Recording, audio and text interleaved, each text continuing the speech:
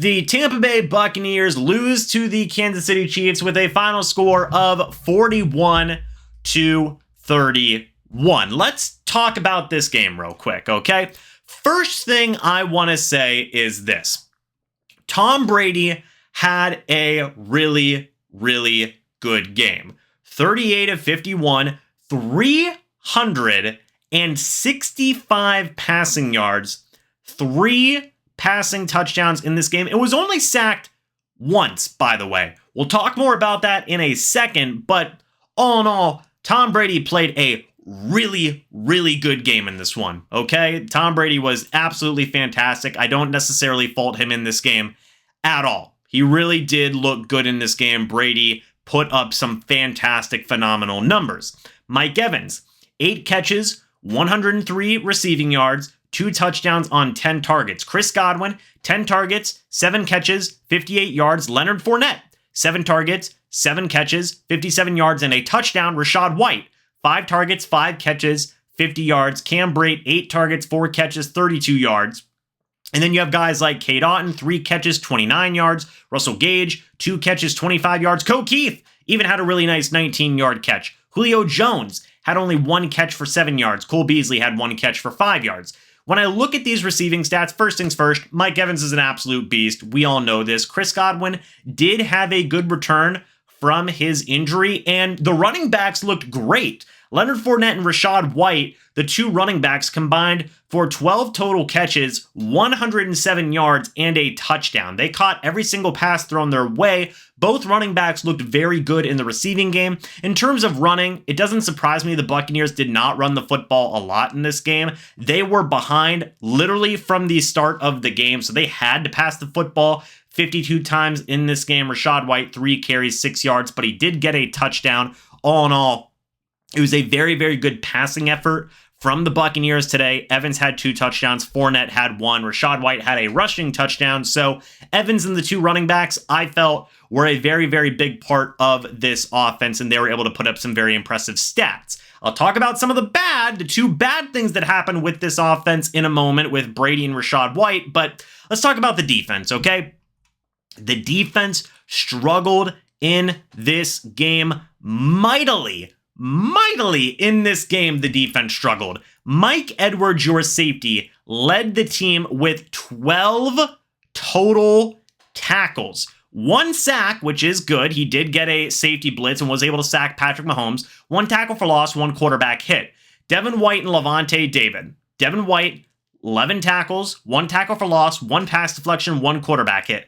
Lavonte David, 10 tackles, 1 pass deflection. Keanu Neal, 6 tackles, 1 quarterback hit. Antoine Winfield Jr., 5 tackles. Carl Nassib, he got a sack, a tackle for loss, and a quarterback hit. Anthony Nelson got a sack, got a tackle for loss, and a quarterback hit. Jamel Dean got a pass deflection. SMB got a pass deflection and an interception, by the way. Shout out to SMB. This was his first time playing defense this season, and he got an interception. Will be interesting to see if that means more playing time for Sean Murphy-Bunting moving forward. But Raheem Nunez-Roches had a tackle for loss. Some other guys who had some other plays. Lavonte David had a pass deflection. I talked about that. Jamel Dean had a pass deflection. All in all, there were a couple of good stats here, like the SMB interception, like the couple of sacks from Mike Edwards, from Carl Nassib, from Anthony Nelson. You gave up too much to this Kansas City Chiefs offense. And I get it. It's the Kansas City Chiefs offense, but the running game and Travis Kelce destroyed the Buccaneers in this game. Travis Kelce, 10 targets, 9 receptions, 92 yards, and a touchdown. The running backs, Clyde Edwards-Helaire, 19 carries, 92 yards, and a touchdown. Isaiah Pacheco, 11 carries, 63 yards. Patrick Mahomes, 4 carries, 34 yards. Noah Gray had a touchdown run as well. Mahomes, 23 of 37, 249 yards, 3 touchdowns, 1 interception. Squarely, the Chiefs running backs and Travis Kelce made the Buccaneers miserable in this game. Absolutely miserable. And I feel like that falls on Devin White, Lavonte David, a couple of the safeties as well, Mike Edwards, obviously, Keanu Neal, some of the other guys in there, and the front 7 really as a whole did not hold up in this game. The Chiefs were able to run all over the Tampa Bay Buccaneers throughout this game, and Travis Kelce had a pretty darn good game. And we talked about this. Not Mike Edwards. Devin White, Lavonte David had to have a big game, and there was just too many missed opportunities there from the star duo linebackers of the Bucs. It is what it is. Mike Edwards had a pretty tough game. Some of the safeties had a tough game, and covering Travis Kelce, just whatever they were trying to do was not working in terms of covering Travis Kelce. The wide receivers did have a couple of nice moments here or there. Juju Smith-Schuster finished with 46 receiving yards. Marquez Valdez-Scantling finished with 63. But in my opinion, the main reason the Buccaneers defense was getting just smacked down in this game was because the Chiefs rushing attack was fantastic and the Buccaneers could not stop them, nor could they stop Travis Kelce. That was the big Achilles heel to the Buccaneers defense in this game. Now, I want to talk about the two fumbles that happened. Tom Brady had a fumble, wasn't the first fumble. Let's actually take it a step back. Rachaad White had a fumble at the very start of the game. Literally the opening kickoff, Rachaad White had a fumble. That was terrible, and it really set the course throughout the entirety of the game because it was literally at the very start of the game. The first play was a fumble by Rachaad White. Very, very unfortunate. You absolutely hate to see that. The Chiefs were able to score from the Buccaneers 21-yard line, I believe, and I don't fully put that on the Buccaneers defense, but it's obviously not good. It's not a good situation. You can't have turnovers like that, especially against a team like the Kansas City Chiefs, where they are very easily able to capitalize on those offensive turnovers. You can't have situations like that. That's how the game started for the Bucs. Really unfortunate for Rachaad White, considering he had a really good game besides that fumble. It was just a very crucial, very, very unfortunate fumble.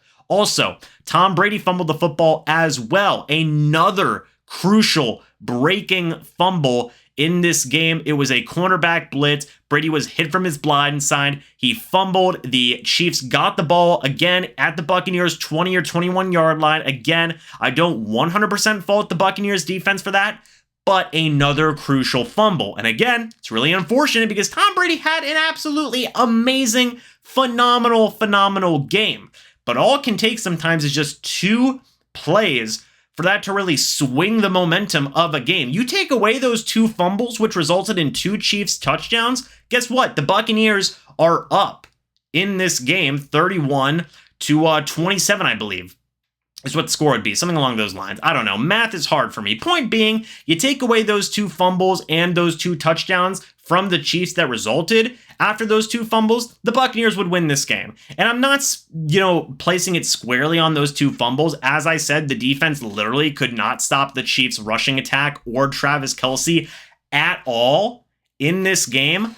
But you take that defensive effort with those two crushing fumbles that gave the Chiefs two incredibly short fields in where they scored two touchdowns, and it's a recipe for disaster. Also, Jake Kamara did not have a very good game. He had a 30-yard punt in this game. Yes, he did have one punt inside the 20, but he also had a kickoff out of bounds that gave the Chiefs some really, really good field position as well.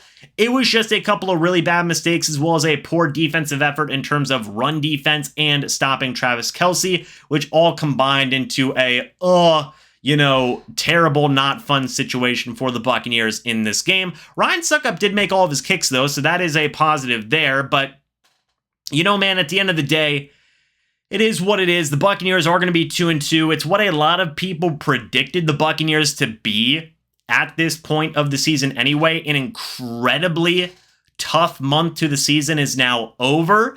Didn't necessarily go the way people thought it was going to go. They beat the Cowboys, they beat the Saints, they lost to the Packers, they lost to the Chiefs, and they are 2-2. They have a little bit of an easier schedule now. They play the Falcons, then they play the Steelers, then they play the Panthers. That is a more manageable set of situations here.